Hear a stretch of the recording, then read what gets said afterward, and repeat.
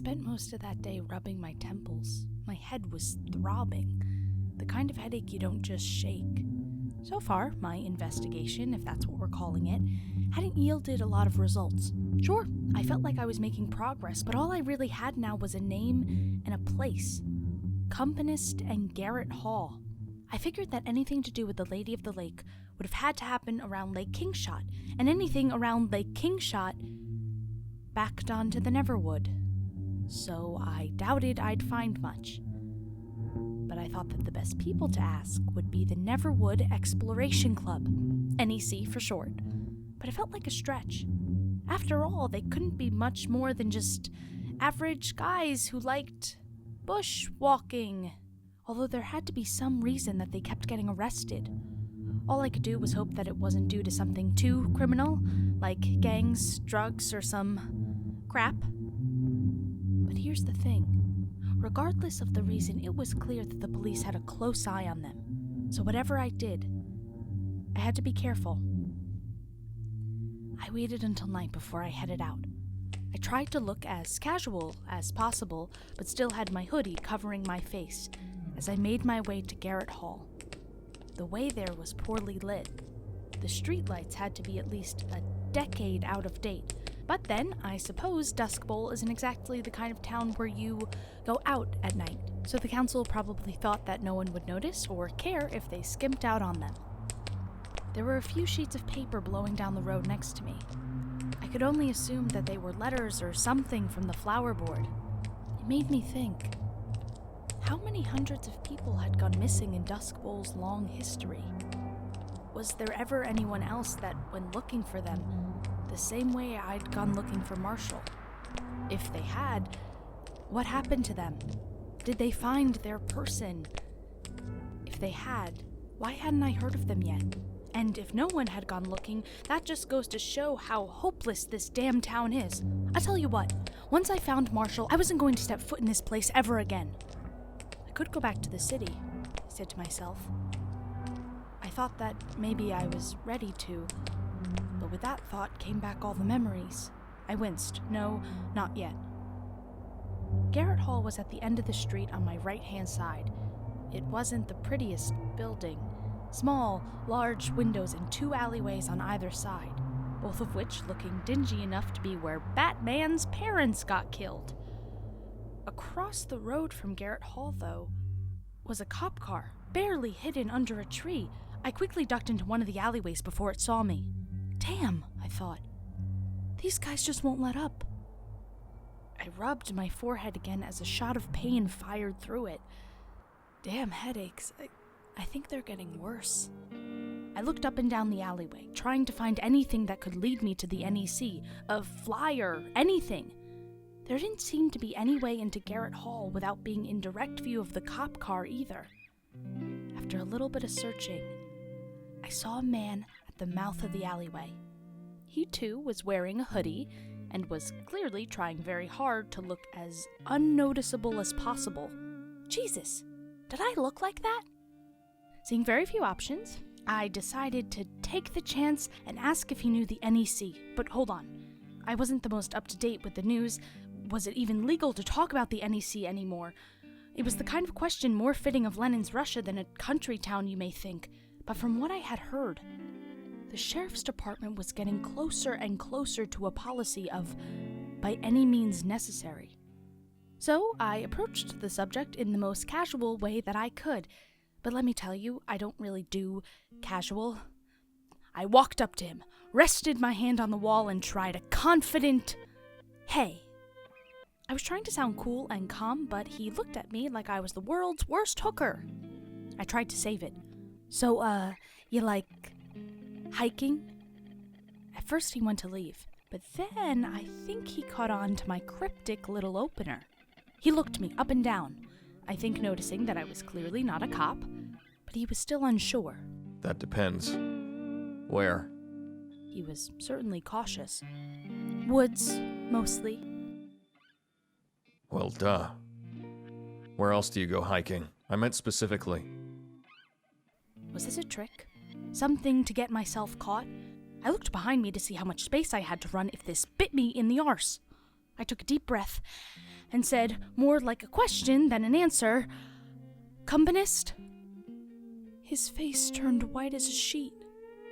He grabbed me by the scruff of my hoodie and threw me against the wall hurriedly.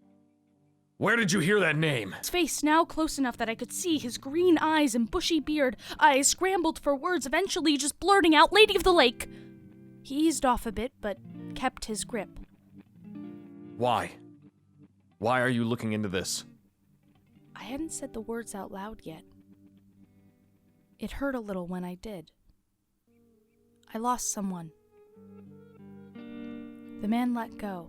He took a step back and rested against the opposing wall. He sighed in an understanding sort of way. Who? He finally asked. Marshall. I think I said it more to myself than the crazed, bearded man, but still he chuckled a little. The radio guy? I nodded. He chuckled again. Man, that guy was an arsehole. So I cut him off with a glare. Sorry. He looked down at his feet. Who did you lose? I asked back. He avoided the question. He sank down and sat, gesturing for me to do the same. You know something? There are buckets of cold piss that are better than this town. I laughed a little. Something I don't think I'd done in a few months. Yeah, tell me about it, I said. You with the Neverwood Exploration Club? I asked. It took him a while to respond. He looked like he was listening out for something. I'm not exactly a ranking member, no. I'm only new. But it's a nice idea for a group. A nice idea? What did he mean by that? I asked him, only for him to say, They're willing to do what Bradshaw's goons aren't. They're trying to find those we've lost. There was a desperate hopefulness in his voice. I couldn't help but feel a little inspired. And did you? He gave me a confused look. Did we what? Did you ever find anyone? A silence fell between us. Changing the subject, I finally asked him my big question. Well, in your searches, did you ever come across something called a companyist? The man shifted in his seat. He was clearly made uncomfortable by that. I did. He trailed off a little, but caught himself and continued. But that's not a thing. It's a place. A place? I asked. The man was getting more and more uncomfortable. Yeah, a place. An old asylum-looking thing deep, deep in the Neverwood. We only saw it once. I went to say something else, but he cut me off. You didn't get followed by any cops, did you? What? No, of course not, I said. I mean, there was this cop car, but it just parked across the road, and the man shot up. What? I tried to calm him down. What is it? What's wrong? Suddenly, he grabbed me by the shoulders and shook me. My heart began to pound. Did you actually see them sitting in the car? I was lost for words. I don't... Suddenly, another man's voice cut through the night. It was deeper and had a tone of smugness to it. Good evening, Damien. What brings you around these parts, boy? Fuck! Damien hissed. Damien turned on his heels and bolted for the other end of the alleyway. I followed close behind. I could hear the heavy clip-clops of the officer's boots on the concrete as he took chase. Keep running! Damien shouted. Keep running! We almost made it to the end of the alleyway, but in a flash another cop came out from behind a wall and punched Damien in the face. He fell to the ground in a heap, his head making a sickening crack as it hit the concrete, but I couldn't stop for him. I tried to hop past his, what I hoped was unconscious body, and tried to weave past the officer, only to be met by the same fist that got Damien. It didn't knock me out, though. I was flung back by the impact. My world was spinning. I saw stars. I could barely breathe. I was winded. My body only drew shallow, calmed breaths. I tried to get up and run for the other opening to the alleyway, but a boot came down hard on my back and planted me in place. I fought, though, flailing angrily, desperately. No! I croaked. An arm snaked around my throat and tightened into a sleeper hold. The last things I saw as my world went black were my hands desperately reaching out for the exit to that alleyway. and all I heard was my own voice getting farther and farther away.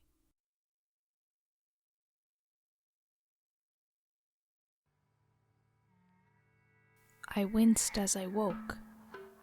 The harsh white light of the interrogation room was certainly not my idea of an ideal morning.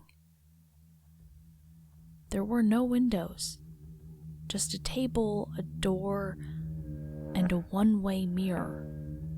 Now in the movies, this would be the bit where the main character coolly and calmly waits for the cop to ask them stuff. But as much as I tried to hide it, I was having more than just a mini freakout. Questions began to circle my head. What do they know? Why am I here? Am I going to jail? Etc. Eventually the door opened, and a middle-aged, tired-looking officer walked in with a handful of folders and documents. It was silent between the two of us. I think he was even ignoring me as he fell into his chair and began rocking it back and forth as he placed his folders on the table. Ashley Campbell. He muttered a few times as he swung in his chair. You're not from around these parts, are you, Ashley? Was he trying to make small talk? The guy gave off serious douche vibes. All I ended up saying was, "I prefer Ash." He laughed to himself and began flipping through his documents. Listen, Ashley, I just want to ask you a few questions about what you've been getting up to lately. Damian Peterson is a known felon now. What's a young girl like you doing hanging around someone like him?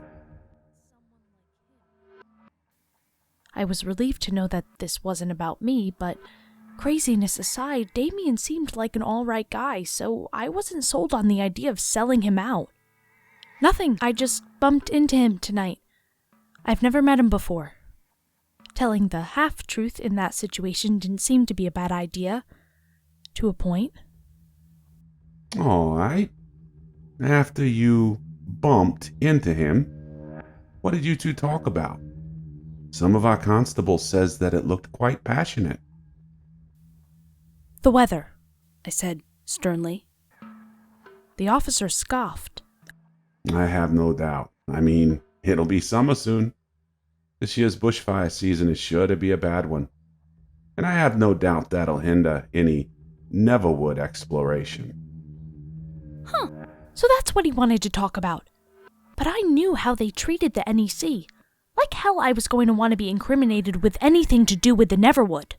Listen, Ashley. He started, but I interrupted with, I said, I prefer Ash. Yeah, I heard you. Anyway, Ashley, do you know why we don't let anyone go into the Neverwood anymore? It was rhetorical. I wasn't even going to bother answering. It's dangerous, you see. Lots of hidden ditches, densely packed trees, and let me tell you, the wildlife is something vicious. It's really for your own good that we don't let you go in there. Why don't I believe you? I hissed. The officer sat back in his chair. Why do you want to go into the Neverwood, Ashley? I don't. The officer chuckled again. Well, clearly you do. Why else would you be walking the streets late at night and heading to a known meetup of the NEC? Only to be caught conversing with a known member. I was lost for words. A lump formed in my throat. I think I meant to say you were following me, but I ended up blurting, "You saw me?" The officer grinned. Nah, we employed the use of our special police psychics. Grow up, Ashley. Now, the real question is, why do you want to go into the Neverwood? He waited for an answer, but I was still stumbling over my words. I don't want to go into the Neverwood, I said finally. Ashley, come on. This will get easier if you're just honest with me. One more time. Why do you want to go into the Neverwood? I stood my ground. I don't want to go into the Neverwood. The officer looked disappointed at that. He rolled his eyes a little, took a deep breath, and said, All right, you brought this on yourself, kid. The officer closed one of his folders and opened another. He flipped through its contents for a while before asking, Ashley Campbell, what were your movements from the 1st to the 22nd of September, 2004? My heart sank through the floor. Miss Campbell, do you know this man? He held up a photo of Marshall. Yes, that's Marshall. Well, did you know that he has been missing for some time now? I wanted to leave. Every fiber of my being wanted to run, but I didn't know where to go. I couldn't get my words straight. Everything was a panicked jumble in my head. In the end, all I could muster was a pathetic, I don't know what's going on here. The officer took a sip from the coffee he had brought in with him. Miss Campbell, do you have any reason to dislike Marshall? Then the reality of the situation hit me like a brick wall. They were trying to pin this on me. As the words stayed glued in my throat, I desperately looked around as if doing so would reveal some sort of help, but I was alone. You've certainly been acting very guilty lately. Breaking into several establishments, bribing children. Miss Campbell, what are you trying to hide? I felt like everything was unraveling before me. Miss Campbell, did you have anything to do with what happened at the radio station Duskbowl FM on the 22nd of September, 2004? I can't. You know, Miss Campbell, we've been talking to some stations up north. Maybe you'd like to tell us what happened to your father and brother. I'm ashamed of it, but I cracked. I screamed for the officer to stop, and I buried my face in my hands and began sobbing. I felt the officer's hand on mine. I know you had nothing to do with Marshall's disappearance, but I don't think a jury will. Not to worry, we're friends. We can pretend this all didn't happen. But first, you've got to tell me why you want to go into the Neverwood. I stared at him blankly for a moment. All right, He said finally. I'll let you stew in here for a bit. You can think about talking. There was a mighty thud as the door shut. I couldn't believe how much information they had on me. And they were right. I did look guilty. It looked like I was trying to hide something, but I had to hide. After what happened at the station, I did. I had to hide. I sat there for hours quietly having a panic attack. After a while, I heard what sounded like someone unlocking the door. I sat up straight, expecting to give the police officer some half-baked excuse for my behavior. I was sure I could at least try to get out of this. But there was no officer. Instead, there stood Damien, face covered in blood and keys in his hand. Come on. He whispered harshly. He took me by the hand and hurried me to the exit, all while saying, The place you're looking for is called Competent Psychiatric Hospital. Head into the Neverwood. Keep Lake Kingshot at your back, and eventually you'll find it. We got to the exit and he swung the door open, damn near threw me out. I turned back to see he had a gun in his hand. I was going to ask so many questions. Where had he come from? Why was he covered in blood? Where did he get the gun? Damien just smiled and said, Yep. I know. He slammed the door shut. I waited a moment, but ran as I heard a single gunshot crack out from the other side of the door. I ran for the Neverwood. Behind me, I heard sounds of sirens blaring and engines starting up. The Neverwood wasn't far. I was sure I could make it. Lake Kingshot looked particularly eerie that night. The moon reflected perfectly off the glassy water. The woods themselves were great and looming. The trees seemed to reach and twist around each other in ways that seemed unnatural to me, but then again, I'm no ecologist. I looked back, expecting to see cops chasing me, or maybe even Damien, but as I did, I felt that damn hum inside my mind again. My body began to betray me as it started to shut down. My head was on fire, and I could feel my jaw locking up. I was screaming in my head, no, I thought I was so close to the Neverwood, to finding something, anything. They were watching me.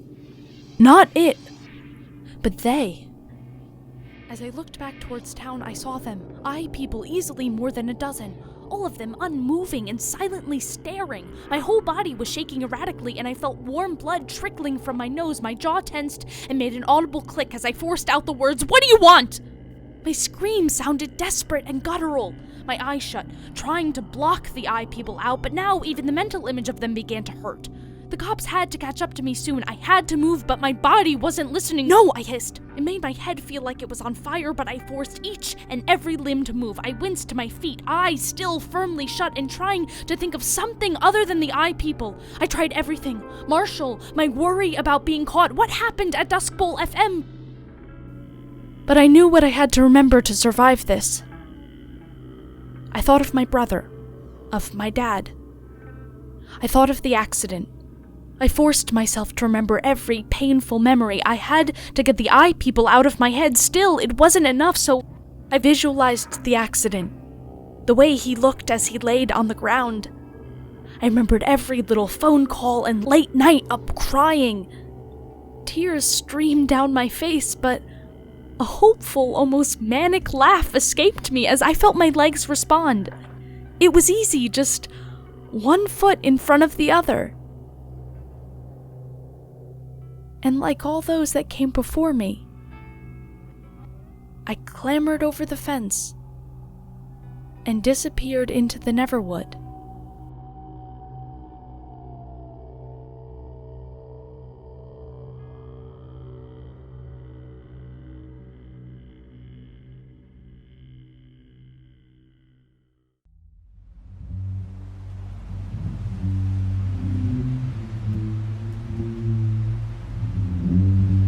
July 2005. Heather. Her name clung in my mind. Piss and vinegar! That was what I yelled as I staggered out of Everson's pub. That's all you bastards serve. Piss and vinegar. God, I was a mess. Seriously, what the hell happened to me? I wish I could say that losing Heather turned me into this, but come on. No use lying to myself now. I was always a piece of shit.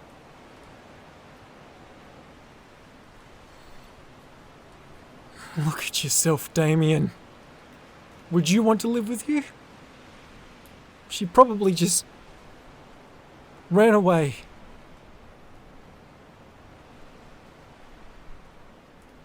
It was the first time I had ever doubted myself on what had happened to her. But that little voice in my head, well, it was wrong. It had to be wrong. It was just another way to hide from reality. A blanket of self-loathing. An outcome. No.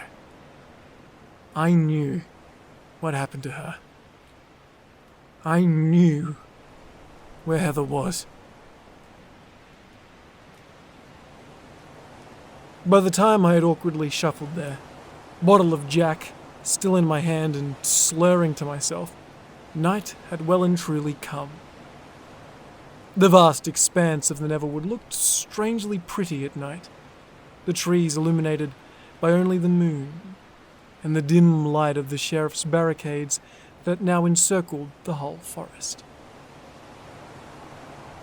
It should be raining, I said. I'd wished for rain every time I tried this. God, how many times was it now? I'd lost count. But that wouldn't stop me this time either.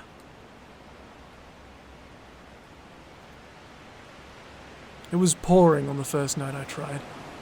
As much as I wanted to smother that memory with booze, I was still certain of that much. It was raining on that first night. I remember how the water made my clothes cling to me and washed the blood down my face. There was a nasty bar fight that night, to be sure. You've her back to me. I spat at the Neverwood. Give her back. What was my plan? Get past the sheriff's barricade? Then what? I'd be drunk and alone and cold in there. But I was well past logic at that point. Desperation does that to a person, I guess. As I got closer, the light of Constable Prescott's torch hit me. Oh, you've gotta be kidding me again with this shit? Go home, Damien. I'm not in the mood for this tonight. Ignoring him, I went straight for the barricade. I was so shit-faced that I hardly noticed his hand on my chest, stopping me in my tracks. Damien. Prescott started. Come on, man. You're not thinking. Just leave it alone tonight, alright? I don't want to do this dance, okay? If you go over there and wait by my cruiser, I'm more than happy to give you a lift home when my shift is done. It shouldn't be more than a few hours. But as Prescott moved his hand to gesture towards his car, I seized the opportunity and closed the gap between myself and the barricade. I started to climb until Prescott grabbed at my ankles and yanked me back down. I hit the ground with a hard thud. Get out of here now! Don't make me cuff you! What little patience Prescott had was going fast. But not content with the clusterfuck I'd gotten myself into, I leapt up, wildly swinging at the officer. Drunk men aren't the best fighters, but I'm sure I got a few good licks in. Definitely broke his nose as I felt the cartilage crunch under my fist. But fists are no match for a police baton. And you know what? In a sick sort of way, I was glad to have him beat the crap out of me. So many attempts. So many failures. It was routine at this point. I even felt like I was on automatic as he threw me into the back of the cruiser and drove me to the station, where I knew Bradshaw would be waiting.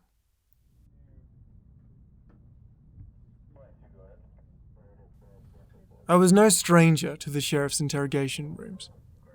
After all, I'd spent many nights in them going over every tiny little detail about Heather's disappearance with any number of unfazed cops. But this wasn't one of those times. This was one of the others. This time, I was handcuffed.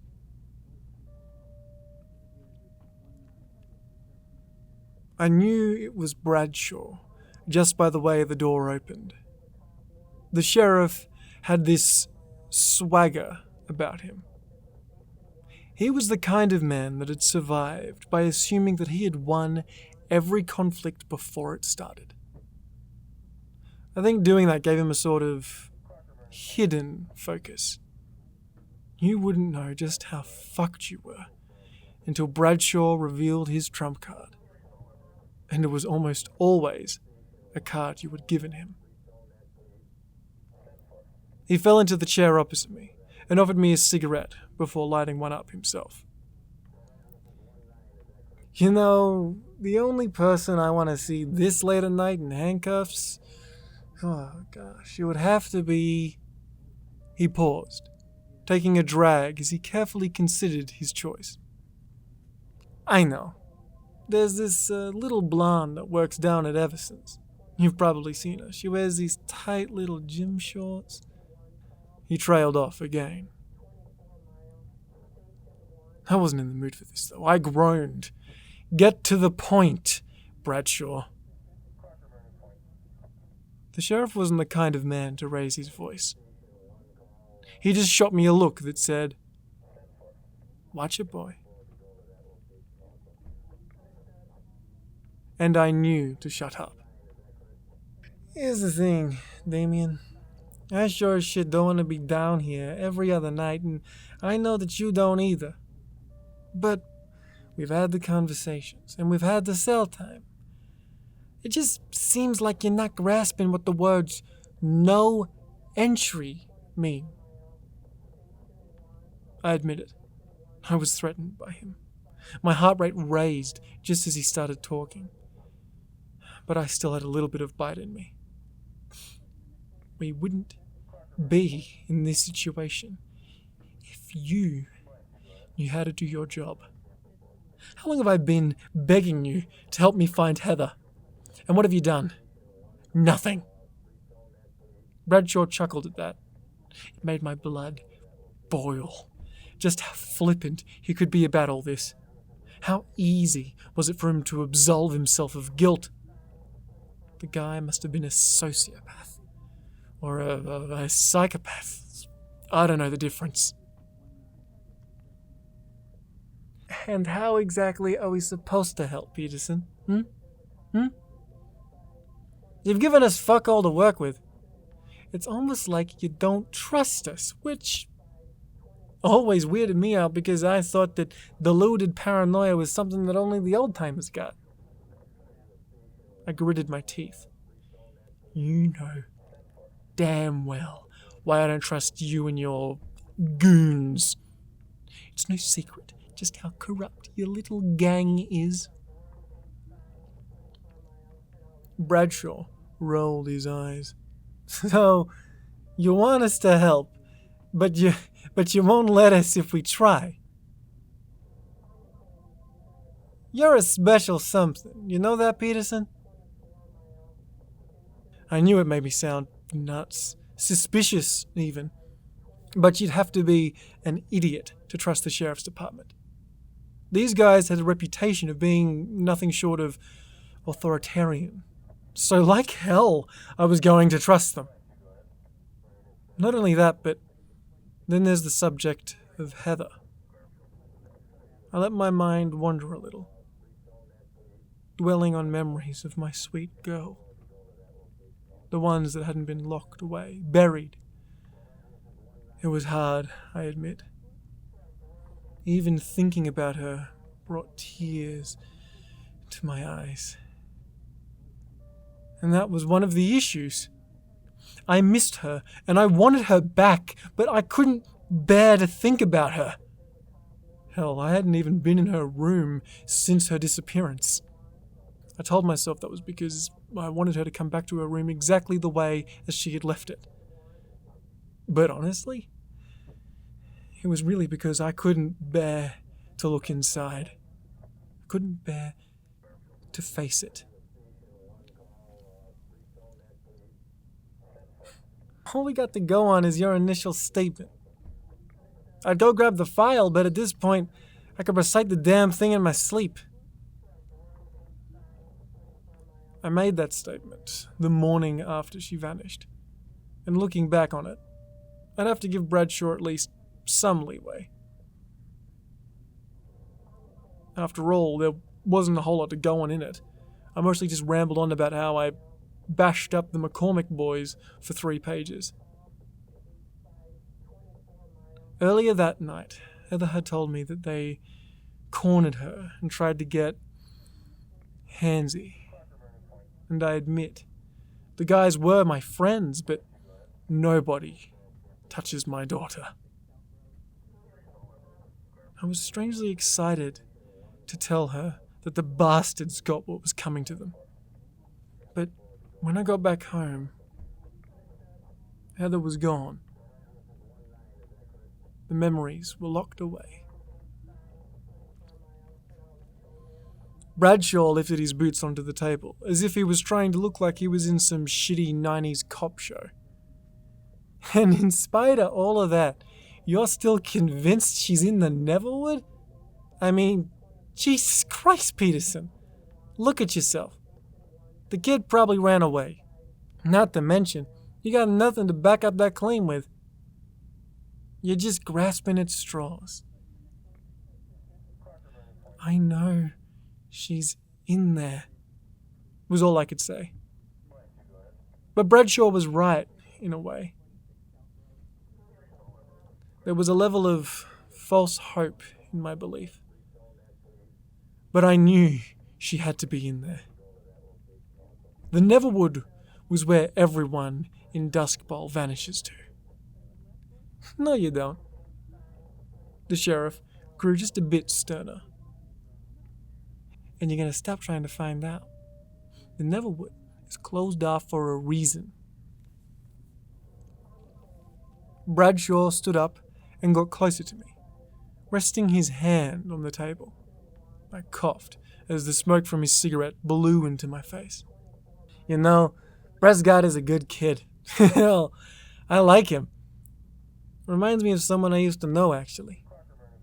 And if you were just taking a swing at some random, well-meaning guy, well, life might be easier. But our boy is a constable. And guess who broke his nose? I turned away, trying to get an escape from the smoke, and not to mention Bradshaw's sly grin. I knew he was enjoying this. Tisk, Peterson. Don't you know that assaulting an officer is against the law? He slapped my shoulder and gave an exaggerated sigh. But you're a lucky guy to have a pal like me. So here's what's gonna happen. You're gonna spend the night in a cell, and tomorrow you're gonna walk out of that front door a happy, hard-dicked free man. And I'll just keep your little mistake as a feather in my cap. Any feigned kindness went out the window as Bradshaw leant back into my personal space, so close that I could feel his breath on my cheek. But if you go into the Neverwood again, I'll tear your fucking world apart. Okay, Pumpkin? All I could get to fall out of my mouth was a meek, "You're not even from Duskbowl.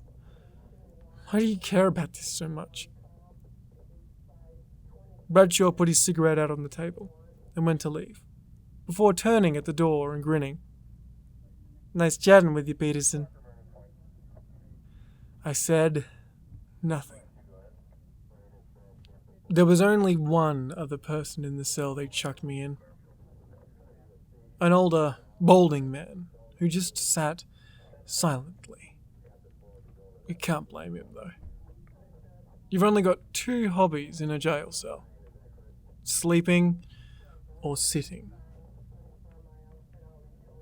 I opted for the former. I knew that soon enough I'd be nursing one hell of a hangover. Best to sleep through it. But my dreams were of heather, haunted forests, and the baton that beat me over the head. It was probably only an hour or two later when I woke. Don't you hate that? When you think you've slept for ages, only to realize that you've barely slept at all. Peter. It took a moment for me to click that the old man was introducing himself. "Damien," I whispered back. He reached out a hand and gave me a firm handshake. "So what you in for then, Damien?" Peter had a warmth to his voice. He seemed like one of those people you just feel like you can talk to. A gentle-seeming type. I broke a cop's nose because he wouldn't let me go where I wanted. I felt like a pissed-off teenager, understating my actions in an attempt to try and paint myself in a positive light. But Peter didn't seem to care. He chuckled and playfully punched my arm before sitting a little closer. "Serves a prick right for being one of the sheriff's boys." Well, there goes the gentle old man angle.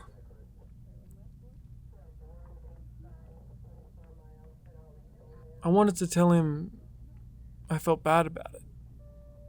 To tell him not to be so harsh on the copper. Prescott isn't a bad guy. but I was always an overly proud, violent man. I didn't know how to turn down praise. In this place he wouldn't let you go to then, son. Where was it? Like a strip joint or something? Peter nudged me with his elbow, still grinning. I don't think he had spoken to someone else for a long while. How long had he been in here? Yeah, maybe if Duskbowl had a strip club. I thought about lying to Peter, but there was this feeling that I needed to tell him the truth.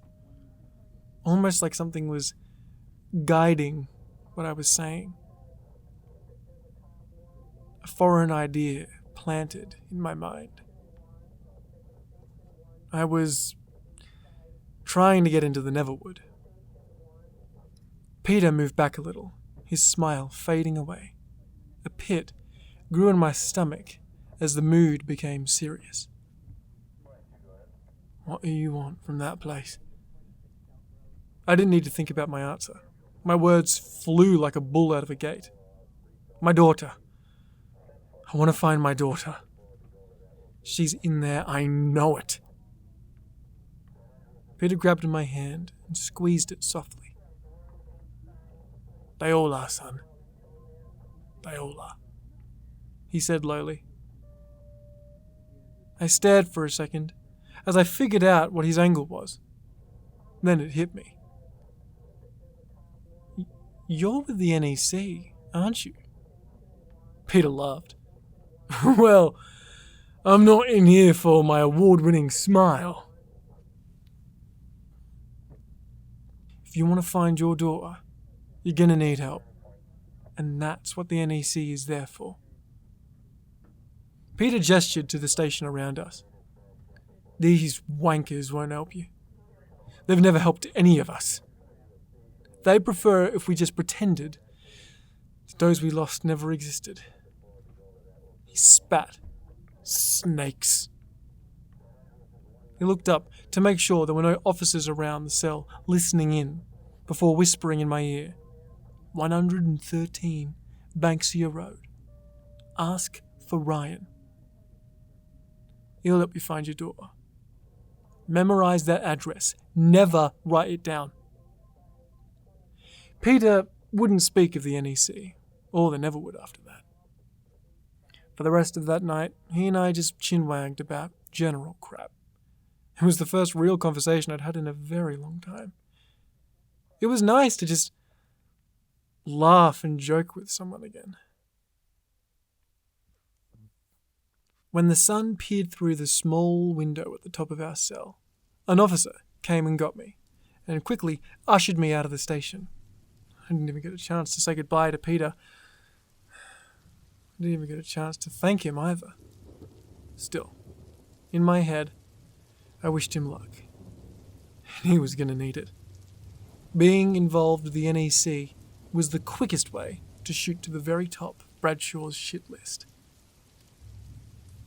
But thanks to him, I had direction for the first time in years. And for the first time, I felt close to seeing Heather again. I knew she was out there. Now, I just had to find her. It was hard not to think about Heather as I made my way to the address Peter gave me. It was a long, long walk. And throughout it, little flashes of memory crept into my head. Those memories locked away. But by whom? One in particular stuck out. It was some god-awful hour in the morning, and I was slumped back in the old armchair that was in the study back home. You take such good care of me, I slurred at her. My breath heavy with whatever piss I'd been drinking that night. Heather said nothing, and just quietly lifted my vomit-caked shirt off. Up! I laughed. I remember cleaning you up like this when you were just a teeny tiny little baby. Still, she said nothing. At the time, I was too busy rolling around in my own filth to notice the red in her eyes. Had she been crying? Looking back, I was hit with this feeling like a rock in my chest. Shame. Heavy, crushing shame. I continued to mutter nonsensical bullshit to myself as she went to the other room to fetch water and a bucket. She placed them at my feet and turned back the way she had come. But then she stopped. "Why are you like this?" she whimpered. The happy drunk in me began to turn. I hate remembering how as she stood there and I watched her, my eyes narrowed. I had no right to be angry. Like what? She half turned back to me and paused, the words clearly bubbling up inside her. I half expected her to scream at me, to yell and chuck a fit. I wanted her to call me every name under the sun. Instead, her gaze lowered, and with a defeated wave of her arm, gesturing to me, she quietly sobbed. I just want a dad. Can't I have that? What did I do that was so wrong that I was given you? You watch your mouth. You do not talk to me like that. I put food on the table. I support us. I am the parent and you are the child. So don't you dare give me that attitude. She didn't even seem angry. That was the worst part. What she said wasn't spiteful. It was desperate. Do you hear yourself? How? Tell me, how in the hell are you a parent? I cook, I clean. You're out almost every night, and every other night it's more of this. She gestured at my sweaty, vomit-covered form again. You can't be the parent because you clearly never grew up. But you know what's worse? I can't bring myself to call you Damien. You're my dad. And as much as I want to leave you here in your shit, and as much as I want to hate you, I can't. The room fell silent. Heather folded her arms like she was hugging herself and continued to look at the ground. How could I have done this to her? A broken person, a wounded person, my daughter, and it was my fault. This memory had been buried for so long, and now it had come back, and now a new wave of shame fell over me. It was suffocating, drowning, and knowing what happened next, remembering the details, I knew it would only get worse. I staggered to my feet, looked at my beautiful, broken daughter for a moment, asking myself if I was really gonna do this. Then, in an instant, I hit her as hard as I could. Heather hit the ground hard and cried hysterically, her composure now completely shattered. God, why did I do that? She cowered as I stood over her, and all I said was,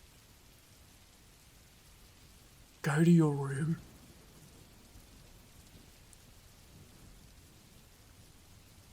As the memory faded back into the void of my mind, I began to cry to myself. The idea that Heather ran away seemed more possible now than ever. I'm a goddamn monster. I hit her. What kind of a sick fuck does that to their kid?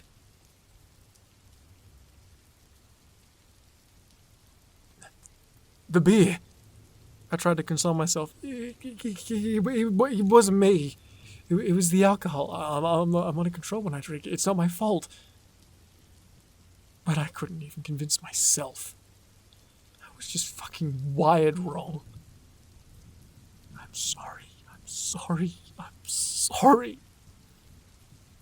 Ran through my head.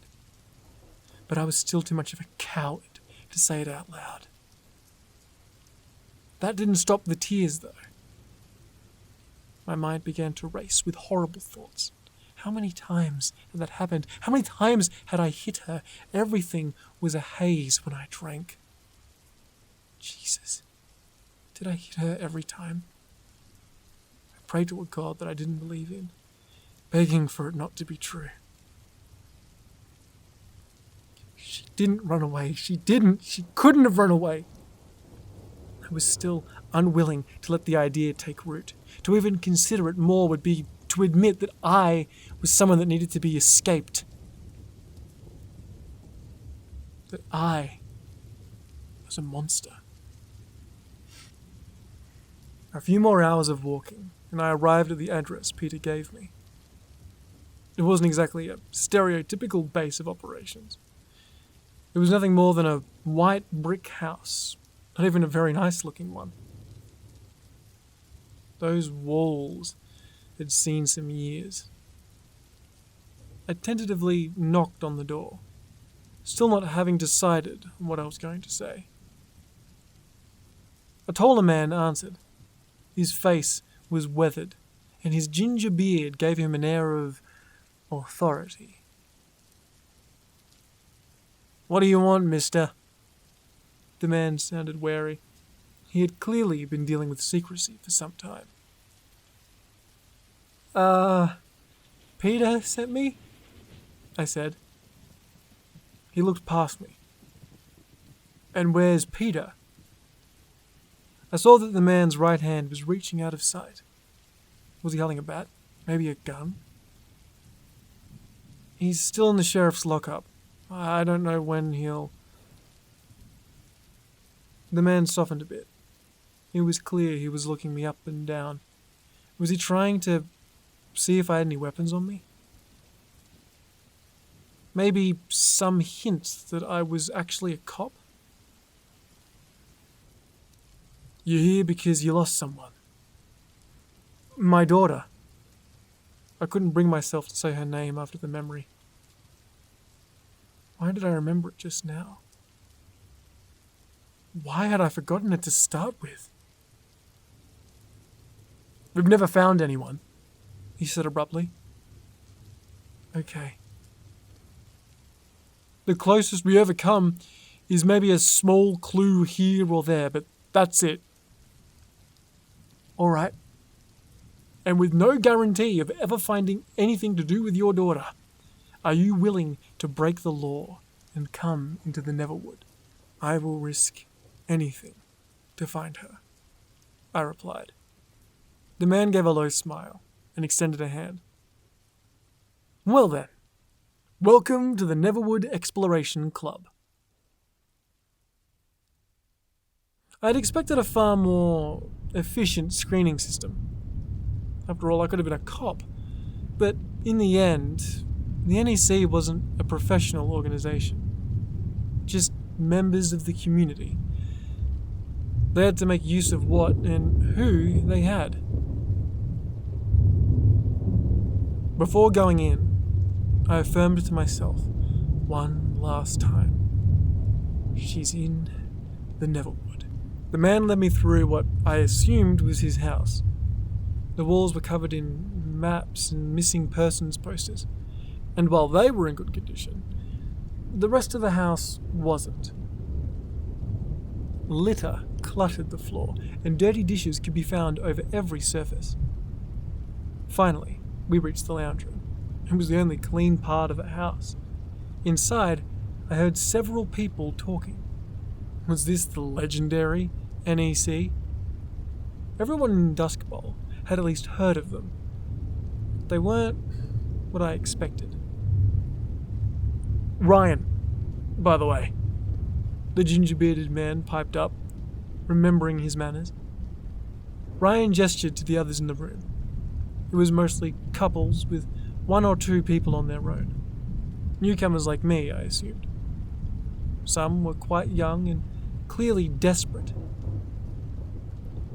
Others, the older ones mostly, seemed calm but somber. The introductions were short. Many just seemed concerned with poring over Ryan's many maps. You'll have to forgive the mess. We're planning another expedition in a few days. I nodded and made my way around the room. I glanced at the other members, half-hearted smiles of acknowledgement before they returned to whatever it was they were doing. One woman in particular caught my eye though. She had long brown hair and sat with her knees tucked under her chin. Hey there, I greeted her. She looked sort of startled, like a deer in headlights that I was talking to her. But still, she smiled. Hi, I'm Helen, she replied. I didn't know what to say next. This wasn't exactly the environment that bred happy conversation. I was flanked on all sides by the distraught and the grieving. Flanked on all sides? It was strange to think of myself as separate, as if I wasn't feeling what they were. Helen looked back to what she was doing, while I tried to find something else to say. It's funny. In any other circumstance, I might have made a move. She had that sort of natural beauty about her. Damien, right? An elderly woman asked, and began pulling me away. She took me to one of the couches, and sat me down next to another, older man. Then she sat down next to him, and said with a smile, My name is Barbara, and this is Keith. We always like to talk to the new members, don't we, honey? She looked to what I assumed was her husband. He just grunted in approval. So, we're here planning for another search, and who do I see but a young man standing with Ryan in our doorway? So come. Any questions? We'll do our best to answer them. I admit, I wasn't overly inquisitive at that moment. I didn't care about these people. My only concern was finding Heather.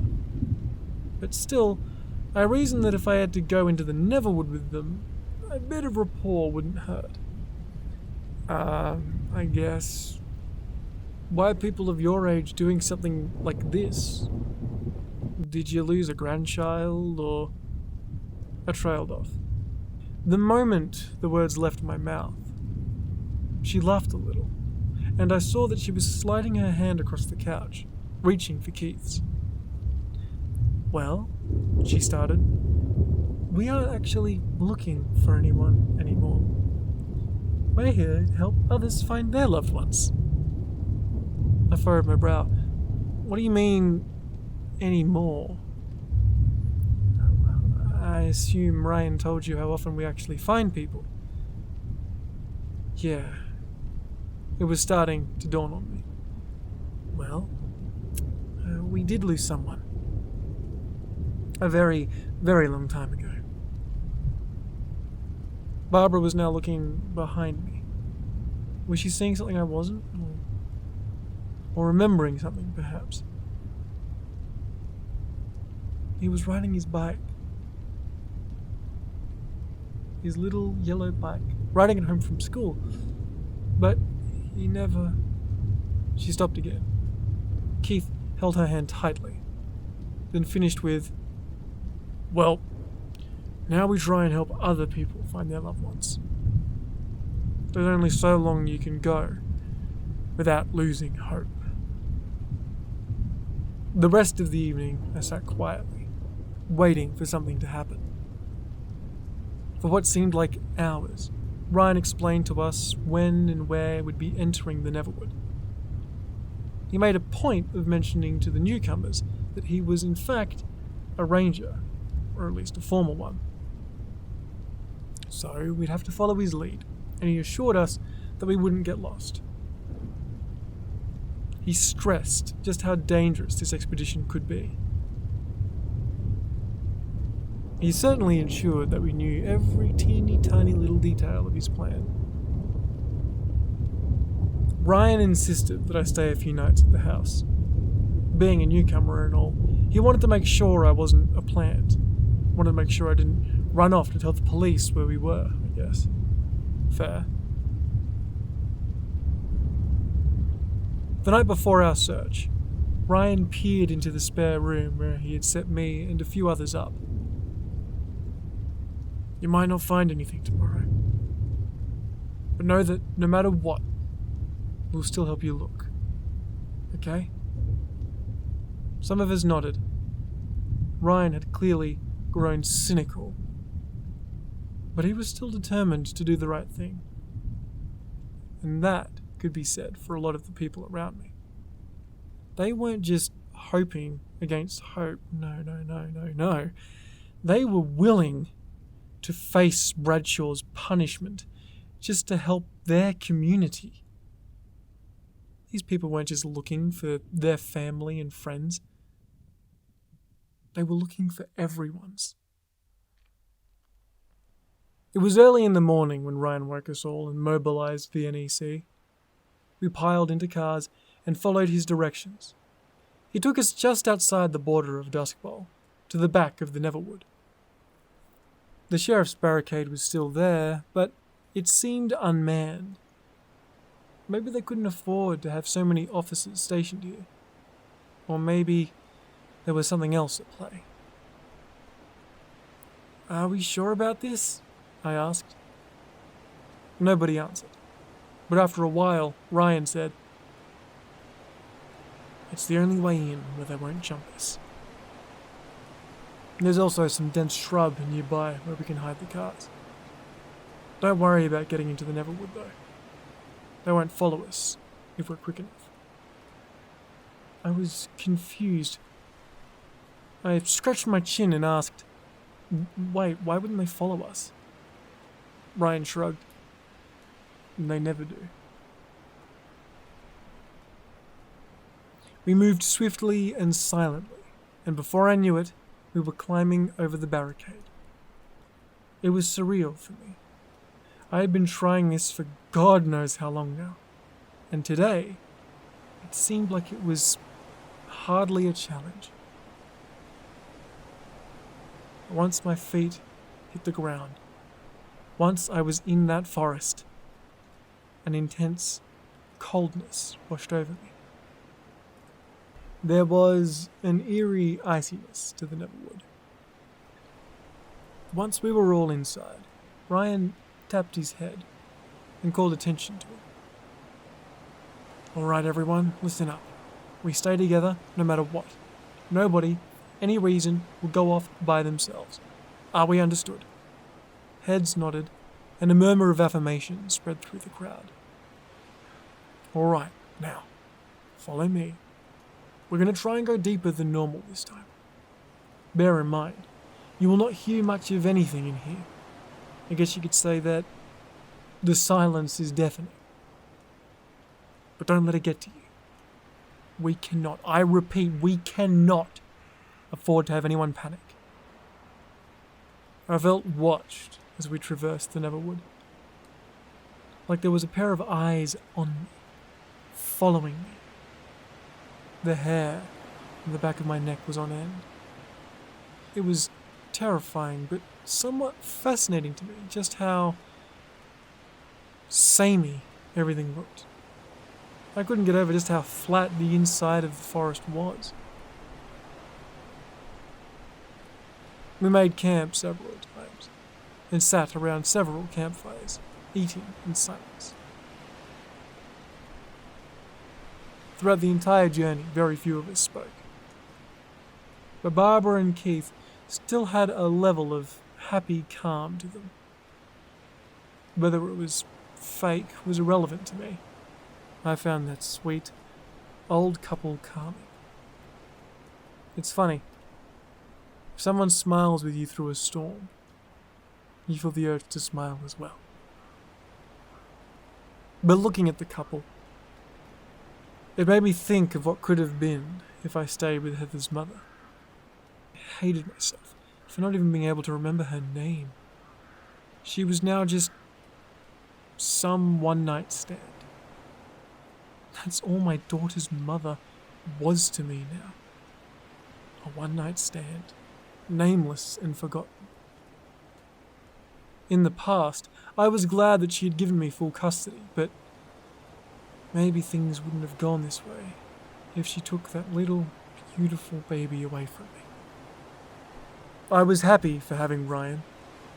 Looking around, I can imagine just how easy it would be to get lost in this place. I wish I could say more about the Neverwood. I wish I could talk about the many unnatural and near mythical monsters that roamed its depths.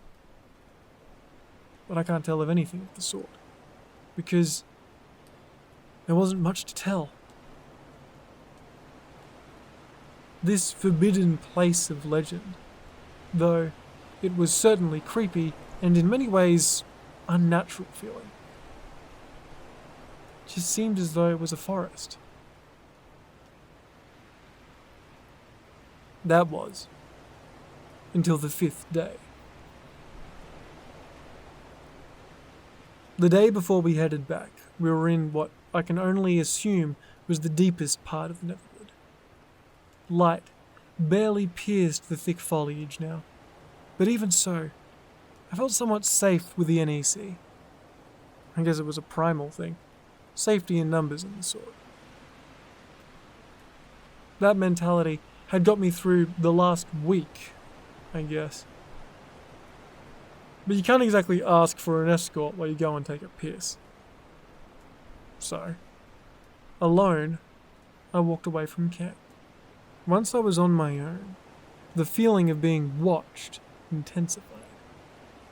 Neverwood turned its focus to me. I was bordering on hopelessness. There was nothing here. This place was just a big, empty nothing. I looked at my feet, quietly whispered,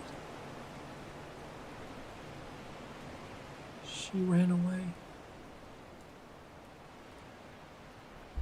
I was so close to believing it now. My eyes traced over the dead leaves and sticks, until something shiny and metallic caught my eye. My heart began to race, and a sliver of hope came back to me. Hurriedly, I picked it up and turned it over. A tape recorder?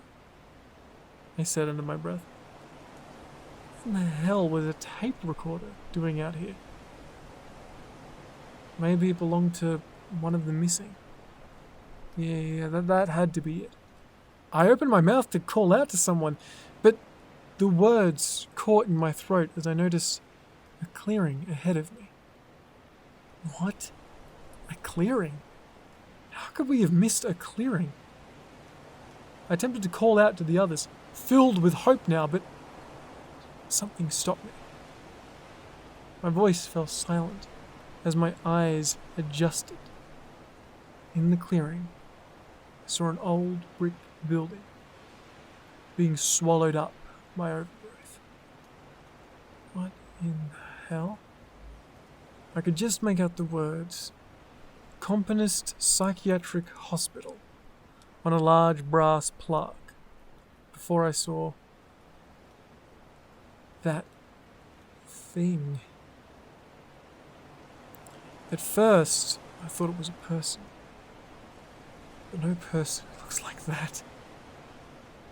I couldn't look away from it either, and with every second, I felt my body begin to seize up, and the warm sensation of blood trickled from my nose.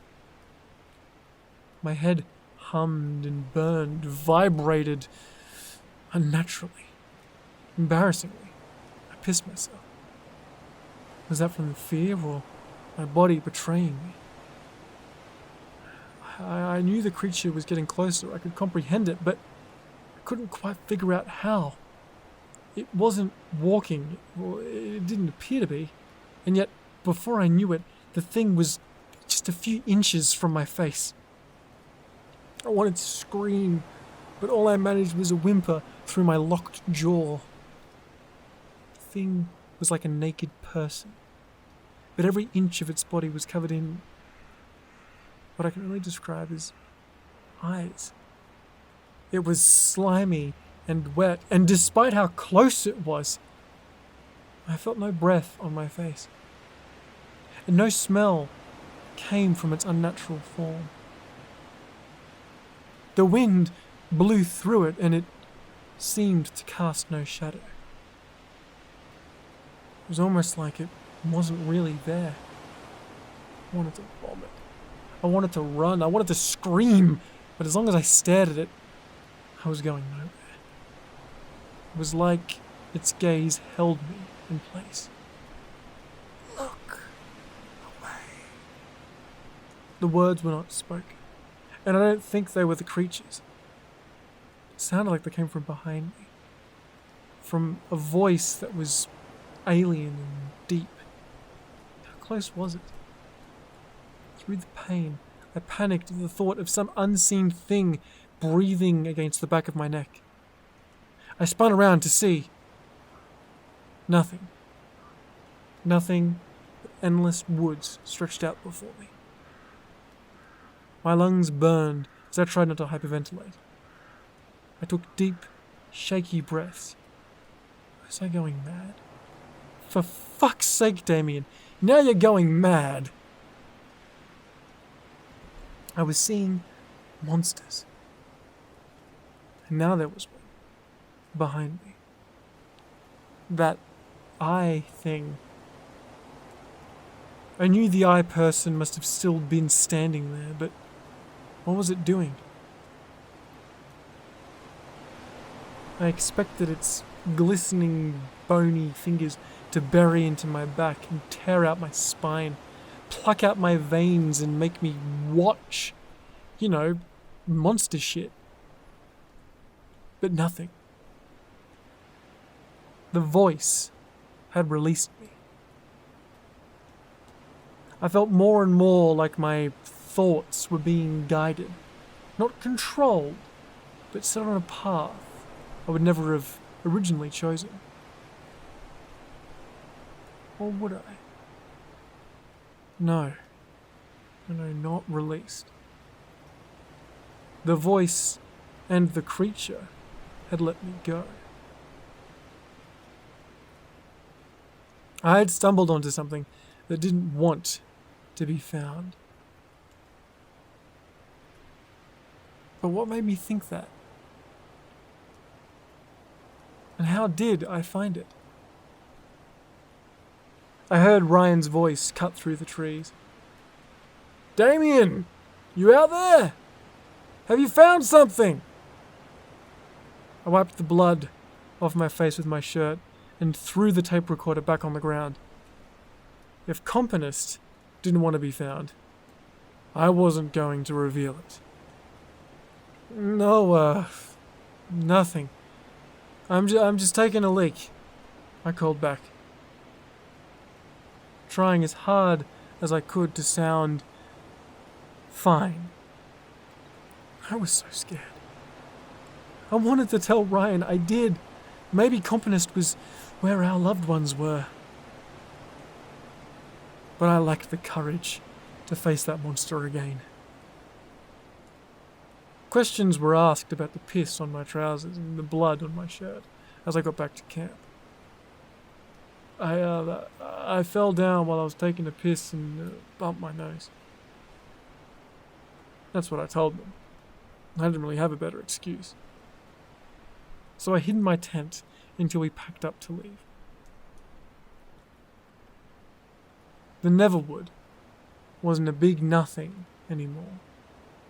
I was sure that something, or lots of somethings, hid behind every tree. I knew it was watching me. I hate to admit it. But Heather was now the last thing on my mind. I just wanted out. Over the course of our 5-day hike back, I was granted my wish. The whole way was spent looking over my shoulder and being hyper alert. Then, when it came into view, I had never been so happy to see Bradshaw's barricade. We all gathered up behind it, while Ryan peered over the top of the concrete wall. Ah, shit, he said under his breath. The crowd stirred. What is it? I asked, pulling on his pant leg. Ryan climbed back down, with a grim look on his face. They're out there. There's a whole group of Bradshaw's boys. My heart sank. Are they waiting for us? One person asked. Maybe they're just on patrol. No, they found our cars, said another. Can we go back in? Maybe try and find another exit? I asked. Ryan shook his head. Not enough supplies. Alright. Here's what we're gonna do. We wait until nightfall and make a break for it. They'll get some of us, but they can't get all of us. Rendezvous at Garrett Hall, alright? Keith balled his fists. Come on, we can't run like that. This isn't fair. There's got to be another way.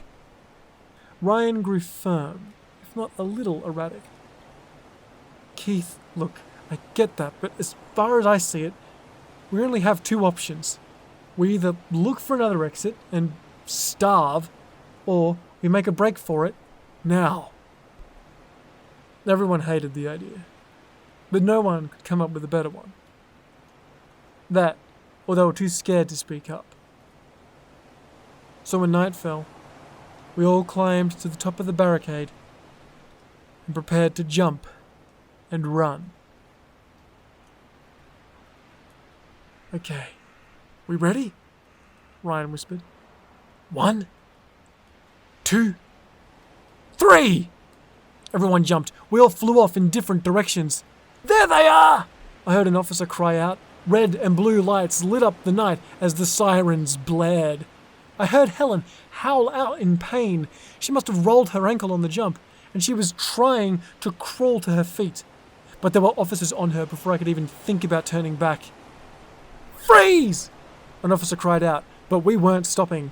A gunshot cracked out, and crimson exploded from Keith's side. He fell, clutching at the wound. Barbara, no! I called after her as she went to help him. Suddenly, a baton slammed into the side of her head, and the old woman fell to the ground, blood gushing from her temple. I lost sight of Ryan, but remembered his instructions. I knew what I needed to do, where I needed to head. Garrett Hall. It was a stupid idea, but I was tired and panicking. What else could I do? I got far enough away that I felt comfortable stopping to catch my breath. I hoped Barbara would be okay, but she was hit hard. I don't even think a footballer could have gotten up after that. And Keith, oh my God, Keith. It amazed me just how quickly things turned from bad to total clusterfuck. But I couldn't afford to dwell on that. I had to get to Garrett Hall. I had to find Ryan. It took hours to walk back to town. By the time I had made it to the alleyway outside of the hall, my feet were bloodied and blistered. All I could do was lean on a wall and wait, trying not to think about the pain. The night air was cold and still as I waited for a rendezvous that probably wasn't coming. I thought back on what had led me here. Where did my life go so wrong? Hey! A voice shook me out of my thoughts. A young woman stood a few feet from me. How did I not notice her? Thinking she was some druggo or mugger, I turned away.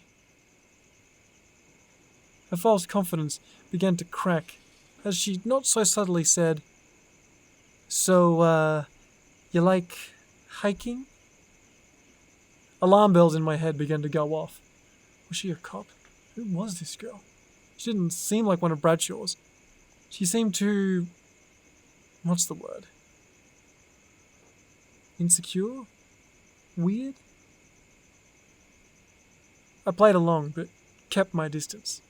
I couldn't just go trusting anyone. That depends. Where? Woods, mostly. She said it like a question, but clearly meant it as a statement. This was obviously a person who didn't do basic human contact very well. But I couldn't trust this wishy-washy shit. I needed a straight answer from this girl before I could start to tell where her allegiances were. Well, duh. Where else do you go hiking? I mean specifically. The girl was uneasy. I could tell she was having a similar problem to what I was. She clearly had something she wasn't sure she could say. She gulped and said, lowly and nervously, "Companist?" In a flash, I grabbed her by the scruff of her hoodie and threw her against a wall. I held my face close to hers and hissed, "Where did you hear that name?" I held her face still and glared into her eyes, waiting for an answer. She was stumbling over her words and blurted out, "Lady of the Lake!" Lady of the Lake?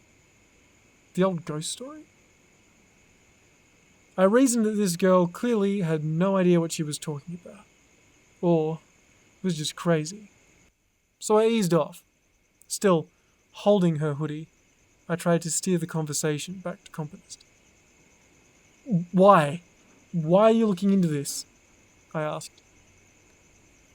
"I lost someone." She wouldn't look at me when she said it. Her quiet desperation reminded me of Heather's voice the night I hit her. I was starting to put it together. Maybe she thought the NEC met up at Garrett Hall for their meetings. She was looking for someone, in much the same way I had been searching for Heather. I let her go and slumped against a wall, gesturing for her to do the same. "Who?" I asked. It didn't seem like she was talking to me when she said it. "Marshall." The name sounded familiar, although at first it was hard to place. But then, I remember getting drunk and yelling at the radio. What? The radio guy? If he was who I thought, Marshall was the former host of Duskbowl FM, our shitty little town's only real radio station. She nodded. I couldn't help but chuckle. Why was she looking for him? Man, that guy was an asshole. She cut me off with a glare. And I thought back to all those times the police never took me seriously about Heather. I apologized. Sorry. So who did you lose? She was looking for quid pro quo, I guess. But I didn't have the same strength to open up. As the weeks had gone by, my shame was now bearing down on me like thunder. I changed the subject. You know something? There are buckets of cold piss that are better than this town. It was nice to see the girl laugh a little. It reminded me of Heather's laugh, when she was still too young to see me for the monster that I was. "Yeah, tell me about it," she said with a half grin. The tension between us was crumbling away. "So, you were the Neverwood Exploration Club?" I didn't answer her at first. More and more, the paranoia of being jumped by Bradshaw's men hung over me. I thought back to how quickly they were on Keith, Barbara, and Helen. They were like a pack of wild dogs. There was something feral about them. "No, I'm not exactly a ranking member. I'm only new, but it's a nice idea for a group." I shook the thought of the NEC getting attacked from my head. I thought if I told myself how great they were, it might keep the thought of Keith getting shot out of my head. The NEC are actually going out and looking for people in the Neverwood. They're willing to do what Bradshaw's goons aren't. They're trying to find those we've lost. God, it sounded like Peter. "And did you?" the girl asked. "Did we what?" I almost forgot she was there. "Did you ever find anyone?" A silence fell between us. "Okay, well, in your searches, did you ever come across something called a companist?" Even hearing that word made my skin crawl. I shifted in my seat. "I did, but it's not a thing. It's a place." "A place?" "Yeah, it's an old asylum-looking thing, deep in the Neverwood." What was I saying? Why was I saying it? I thought I never wanted to think about that place ever again, but like before, there was this slight feeling like I was being led by the hand to a decision that I couldn't be sure was entirely mine. The more I thought about it, the more I seemed to rationalize it, until telling this random girl everything seemed to be inconsequential. I mean, what harm could it do? Really? The monster was in there, and I was out here. Like it was nothing, my attention turned back to more pressing concerns. I grew more and more worried about Bradshaw's men. I couldn't stop looking around for any sign of them. Didn't get followed by any cops, did you? What? No, of course not. She considered her answer. I mean, there was this cop car I saw across the road, but I shot up. What? She tried to calm me down, reaching for my hands. What is it? What's wrong? I grabbed her shoulders and panicked, asked, "Did you actually see them sitting in the car?" I don't... Suddenly, another man's voice cut through the night. It was deep and smug. "Good evening, Damien. What brings you around these parts, boy?" "Fuck!" I hissed. It was an officer. I turned on my heel and ran for the other end of the alley, with the girl running close behind. "Keep running!" I screamed at her. "Keep running!" I could hear the heavy footfalls of the officers in pursuit. I was breathing hard and shallow. I was exhausted and my feet burned, but I had to get out of here. There was no time for pain. We were so close to the exit. We had almost made it, but in a flash, who rounds the corner? Constable fucking Prescott. I barely had time to react before his fist connected with my head, the force so great that it shot my world full of bright white. And then, nothing. Darkness took me. Rise and shine, buttercup. The cocky voice of Sheriff Bradshaw was the last thing I wanted to wake up to. Damien, Damien, Damien. I knew you were dense, but this level of stupidity is fucking biblical. I reached a hand up and rubbed the large bruise on my face. The headache I had was far worse than any hangover.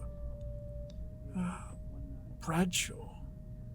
What is this? What's happening? In short, Peterson, you're fucked. He reached for his breast pocket and pulled out a carton of cigarettes. He flipped the lid, looked inside, and groaned. God damn it, Prescott! He barked and threw the carton over my head to the constable standing behind me. Get me a new carton before you sign off tonight, alright? I'll put it in your paycheck. Yes, sir. Now, as for you, Bradshaw turned back to me. I cut him off. Where's the girl I was with? Is she okay? And what happened to the people from the NEC? Are Keith and Barbara all right? Bradshaw gave me a slimy grin and called out, Deputy Carruthers. Another officer walked to the doorway and leaned in. I couldn't believe what I was seeing. It was Helen. Yes, sir, what is it? Nothing, sweetheart. I just wanted to look at those beautiful eyes of yours. Bradshaw signaled for both Prescott and Carruthers to leave. He closed the door behind them and sat down in front of me. I know that feeling, he pointed at me. You feel like your whole fucking world is falling apart, right? I didn't have anything to say. If Bradshaw had a plant in the NEC, that meant that they and I were fucked from the very beginning. And let me tell you, in the next 5 minutes, it's gonna get even worse. So how about I tell you a story? You know, speed up the life fuckage that you're about to incur. I was thinking at 1,000,000 miles an hour. I knew that was what he wanted, but I was panicking, and Bradshaw was enjoying every second of it. I know, he said excitedly. What the fuck makes you think I care about anything you have to say? Bradshaw glared at me, but this time I wouldn't shut up. I shot up and went to swing at him, but he was quick. Bradshaw easily sidestepped and punched me so hard I swore I heard my ribs crack. Winded and in pain, I fell to the ground. He stood over me, rubbing his fist. I hate this town. You know that, Peterson? This place is a goddamn dump. He sat back in the chair and watched me writhe on the ground. Man, am I glad I wasn't born here. Can you imagine how much that would have fucked me up? But I'm getting sidetracked. Bradshaw waved his hand, bringing himself back to the point. Now, for the icing on Damien Peterson's shitcake of a life. He paused again. He wanted to draw this out and watch me squirm. To shut you up while you were playing pretend in the Neverwood, I got my officers to do their job for once. And guess what? You won't believe this. We found Heather. My blood turned to ice. Everything turned to white noise. I felt like the very ground beneath me was about to fall away. I felt like a hand was tightening into a fist around my heart. What? I could barely speak. That's right, Peterson. We found her. Where? Bradshaw laughed. About 6 feet under. He had to be lying. But why would he? But it also just seemed right. The grief hit me like a wave. My head fell into my hands, and I started crying hysterically. Pathetic excuse for a man. Bradshaw came over and wrapped one arm over my shoulders. Oh, come on, don't cry. I haven't even got to the best part. I was hardly listening anymore. My mind, instead, flooded with memories of Heather. The ones I had buried. The ones I had chosen to forget. Bradshaw tried not to laugh, holding a hand over his mouth. Do you know where we found her? You're gonna love this. Wait for it.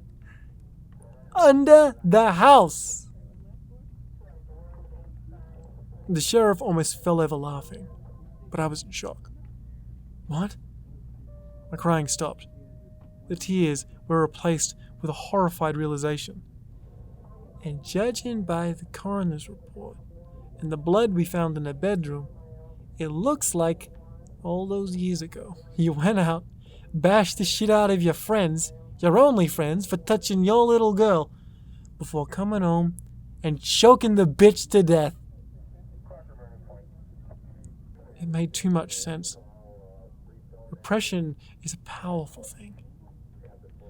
I must have used Neverwood as a scapegoat. She was never there. But she never ran away either. But I wished she had, because I killed her. I choked on the words. You sure did, cowboy. I knew you were a bad drunk, but god damn!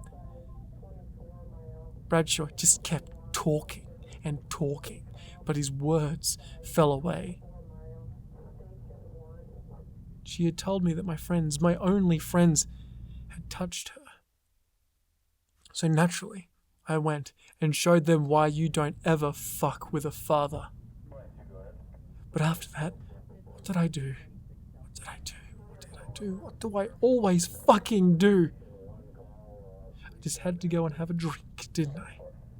What did I tell myself it was? A victory chug? That must have been what happened. The drunker I got, the more I must have begun to doubt Heather's story. What the hell kind of father doesn't believe his daughter when she says something like that? The McCormicks were my friends. My only friends. I must have reasoned that she lied to make me destroy our friendship. Revenge for the way I had treated her. When I got home, I staggered into her room and, engulfed in a blind rage, strangled her where she slept. Then, I carried her to the crawl space under the house and hid her away. I left her bedroom as I had found it and closed the door. And that's where my memories start. I remember, covered in blood from my fight with the McCormicks, I made my way to the Neverwood in a drunken haze, sat down and stared at it, crafting my own delusion as the rain washed the blood down my face. Everyone else goes missing in the Neverwood. So why wouldn't Heather? It was the perfect scapegoat. Well, this has been fun, but I got a date with Ashley Campbell. You know, the girl you were with? She's not my type, but hey, you do you, Peterson. He called out for Prescott and had the constable watch over me as he went to interview Ashley. Hours fell away like minutes as the depths of my madness dawned on me. My baby, I muttered to myself, staring hopelessly at my hands. My baby. Ashley. I said. What was Bradshaw going to do to her? She would never have been in this situation if it wasn't for me. I was trying so hard to repress my memories of Heather, but it wasn't working. I convinced myself that I needed to save Ashley. She needed to find her missing person, Marshall. And maybe she'd succeed where I failed. Maybe she would be left with more than emptiness and booze. Taking him off guard, I jumped at Prescott, madly punching at his head. We both fell to the ground, and he screamed while struggling to reach for his gun. He resorted to grabbing both my hands to stop my attacks, but I shook free and beat on his face until it was a mess of blood and bruises. Once he stopped moving, I grabbed his gun and keys and left the room. Was he even alive? Hopefully he was just unconscious. Had I gone too far again? Did it even matter? No. All that mattered now was one thing. I was going to save Ashley Campbell, no matter what. Having heard the yelling, Deputy Carruthers, weapon drawn, came running down the hall to investigate. Before she had a chance to round the corner, I shot her in the chest, tossing her onto her back. I stepped over her and continued on. I had been to this station often enough for interviews about Heather that I knew where all the interrogation rooms were. When I found her, Ash was seated at the table, eyes red. It was so hard not to see Heather in her. If she said anything, I didn't hear her. My thoughts were singular now. I didn't matter anymore. I had to do something for her, just this once. She needed a dad right now. Someone who protects their daughter. I ushered her to the back exit of the station and pushed her out of the door. She looked back at me, her face a flurry of emotions. But all I saw in her bloodshot eyes was the shame of my Heather. All I could say was, "Yep, I know." I slammed the door shut and turned back to face down the corridor we had just run. Bradshaw stood at the end with at least 7 of his deputies and a handful of constables. All of them, weapons drawn and focused on me. "End of the line, Peterson," he barked. These were to be my final moments. The only moments of your life that matter. This seemed as good as you could ask for. Going out in a blaze of glory. A hero's last stand. But I was no hero. I'm a cowardly, pathetic monster. I deserve a monster's end. I placed the gun against my head and muttered my last words. "I'm sorry, baby girl." Epilogue. Prescott winced as he held the ice pack against his face. He'd always had a soft spot for Damien, and was saddened by the way the guy went out. But damn, was he not feeling too sorry after the beating he got? Say what you will about the late Damien Peterson, but the fucker sure packed a punch. This whole situation was a mess. The sheriff had said something to Damien when Prescott was out of the room, and now they had a suicide, his face was smashed in, and another officer was in hospital with a bullet in her chest. Prescott didn't know Helen very well, but he hoped she'd be okay. Nobody deserved to die like that in his book. The last he saw of her, she was being wheeled into the back of an ambulance. In the confusion, the young constable, ears ringing, dazed, and probably concussed, staggered to the chairs outside of the sheriff's office. Looking back on that night, he'd reasoned that a debrief was going to come, so in his state, maybe he just thought to try and get it over with early. He also decided that it was the best place for him to recover. Through the door, he could just hear the sheriff talking with someone. Was he on the phone? It's not going to be easy to cover up a shooting at a police station, James. The unknown voice said. James. It wasn't the name Prescott expected Bradshaw to have. He thought he was more of a Kyle or a Sam. Then don't cover it up. Let the public know what happened. But as long as it comes from us, we control the narrative. What the hell? Is the sheriff involved in some sort of conspiracy? No, that couldn't be right. Good idea, the voice replied. What about Peterson? Did he incriminate himself, or did he... Bradshaw jumped in. Guy blew his brains all over my nice clean walls. And you better pay for that shit to be cleaned up, by the way, because I sure as shit ain't doing it myself. Prescott's breathing was heavy now. He could have been going into shock from his injuries, but most likely just wasn't prepared to hear his sheriff talk this way, and was anxious that he could find him outside the door, listening at any moment. He knew Bradshaw wasn't the most stand-up guy, but this went far beyond creeping on female officers. And the daughter? Bradshaw took a long drag on something. He must have found that replacement pack of cigarettes. It was funny to Prescott how he immediately felt like he was off the hook in some way. Now he could spend that money at the video shop or something.